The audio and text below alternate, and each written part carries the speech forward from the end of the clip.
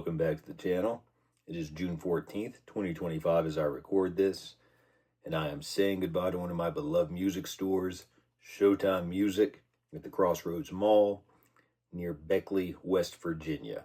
I'm hoping to get this video out on June 15th.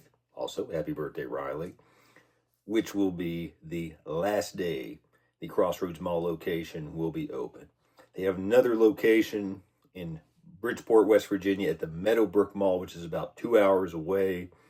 But the Crossroads Mall location is the one that has been near and dear to my heart in my guitar playing journey for decades.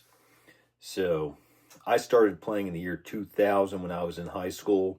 That is also the year that Showtime Music came into existence.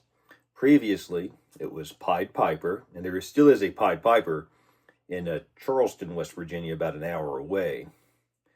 But it had previously been Pied Piper at the Crossroads Mall for literally as long as I can remember.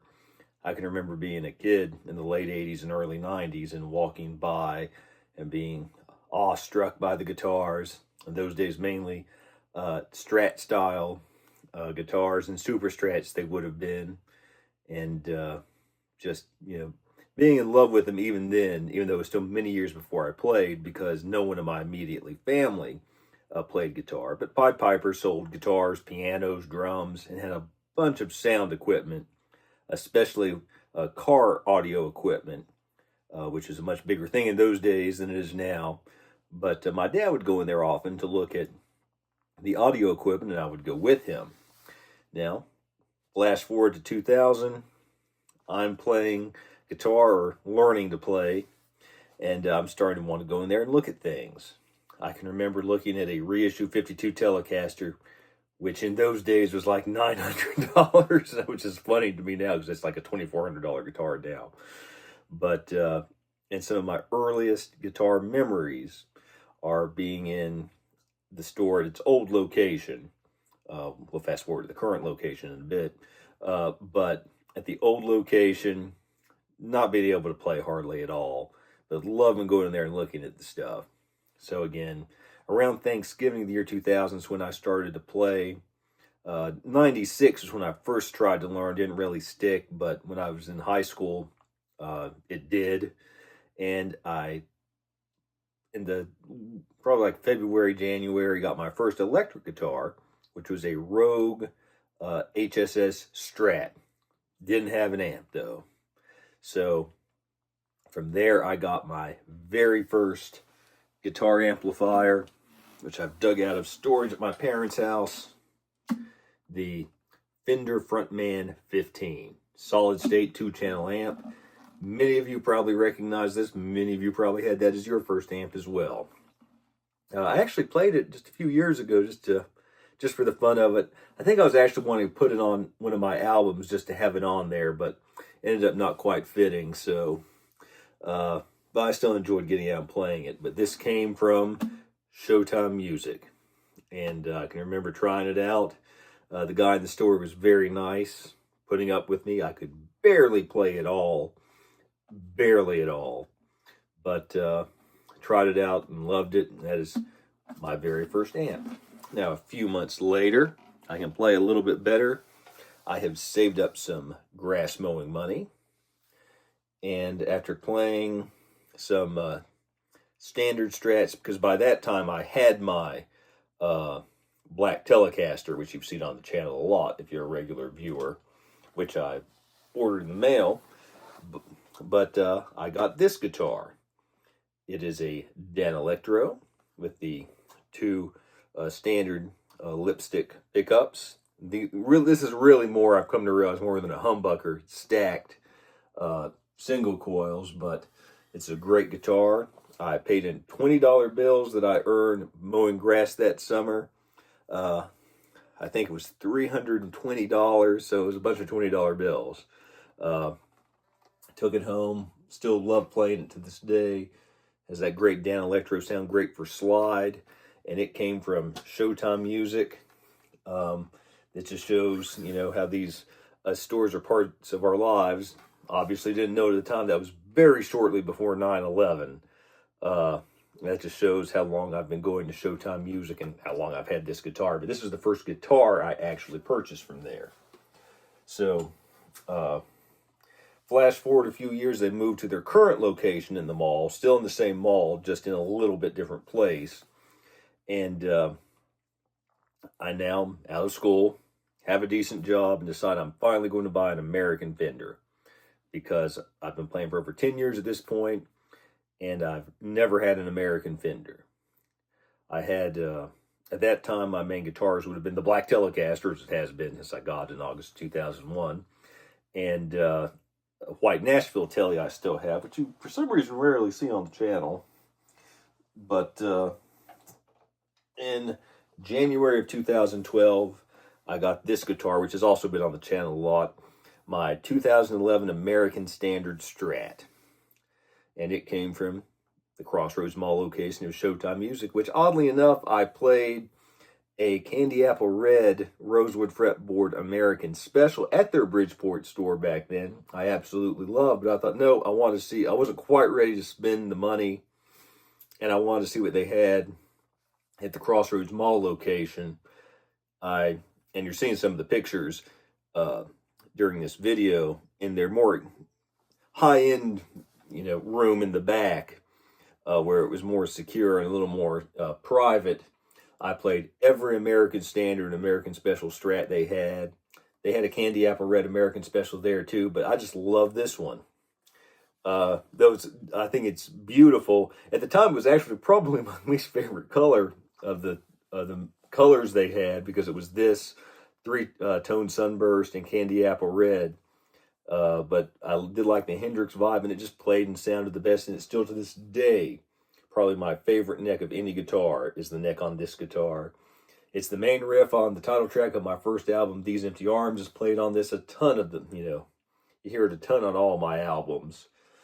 Still my main Strat to this day. And it came from Showtime Music in 2012. Obviously, I've had it ever since, and it's unmodified. And the experience I just discussed is one of the great things about these local music stores, and what's so sad about so many of them closing, is that I sat down and played several different guitars and picked the one I like the best. It's great to get on Sweetwater and be able to, look at weights and wood grains of various ones they have in stock, but it's no substitute for just playing them when you're able. And I'm going to miss being able to do that at that store, because you also get to know the people. Unfortunately, I'm assuming some of them either retired or moved on to other jobs once they announced a few weeks ago they were closing. I didn't really get to say goodbye to them, which I hate, because some of those guys I've known for ages. And I always loved, because a lot of times I would go in there once on the weekends, because I don't live right there anymore. I live about an hour away. But coming back to visit family, probably at least every other week I'm in there just seeing what they got, trying stuff. A couple times in recent years, I went in there not intending to buy anything, and came out of there with the Epiphone Joe Bonamassa 1955 Les Paul with the dual P90s, and the Epiphone inspired by Gibson J45. Perfect examples of guitars I wasn't even looking to buy, but I just picked and loved them so much I could not leave without them. And obviously those are guitars you've seen on this channel. Some of the others I bought from there you've seen on this channel. The Lake Placid Blue Classic Vibe Strat, which I just put the lace sensor pickups in, came from there. The SG Special Pelham Blue with the dual P90s came from there. The Gretsch Junior Jet Club and the Gunmetal Metallic Blue, which I absolutely love, is another. I was looking to buy a guitar that day. Thought I was going to buy a more expensive Gretsch, but I just love that one so much. I went home for a while, thought about it, and came back with that guitar. And I think that guitar's video on this channel, is one of my early videos, is my most viewed video. I'm trying to think what else came. The Fat Telly, which was a guitar I wanted forever, the 1995 when they had a used one there. Which I sold that to help pay for my Lake Placid Blue American Original Telly. And I keep telling the people at the store I sold it to in Charleston, if they ever get that one back in, let me know and I'm going to go back and buy it back. But I digress. Countless Strings, the current electronics that are in the black Telecaster I had installed there. I'm just going to really miss going in there because, you get to know the people and it just becomes part of your life. Literally going back to the 80s, either as Pied Piper or Showtime Music, that store has been part of my life. So I was glad tonight to make one last purchase from there. Unfortunately, I've not had it in my budget to take full advantage as I wanted to of their sales. They had some great guitars I've been wanting, an Epiphone Flying V, both the standard one and the Carina one, a nice silver SG, the Prophecy Flying V, some nice Taylors.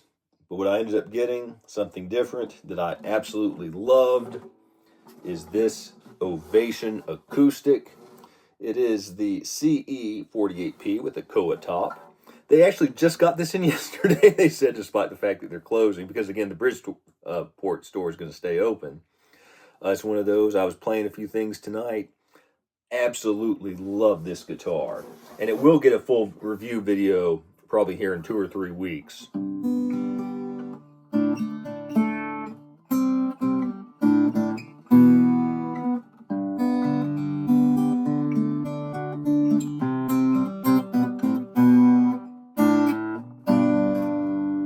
Just a great guitar because I wanted one more guitar to remember the place by.